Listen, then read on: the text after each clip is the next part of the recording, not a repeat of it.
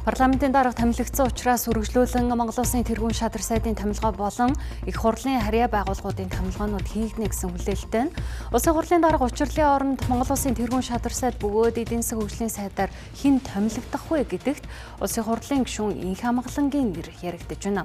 За түүний хувьд ерөнхий сайд санал тавьбал ажиллана гэдгээ илэрхийлээд байгаа. За нөгөө талдаа үндэсний эвслийг засгийн газарт оруулна гэх мэдээлэлч гараад байгаа юм. Тодорхойлох юм бол Улсын хурлын гишүүн Намтай Баярыг 2020 онд Монгол Ардын намын гишүүнээс хассан байдаг. Харин салхи хэрэгсэн учраас Намтай Баяр намын гишүүнчлэлээс сэргээж иргэн нэгдэхээр босон гэх мэдээлэл байна.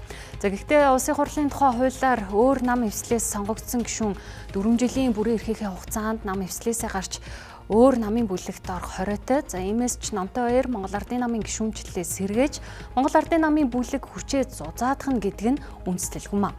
Харин үндэсний эвслийг засгийн газар игнэндээ нэгтгэж суурь баталгаажуулах уу үгүй юу гэдэг нь ирэх өдрүүдэд тодорхой болохоор байна.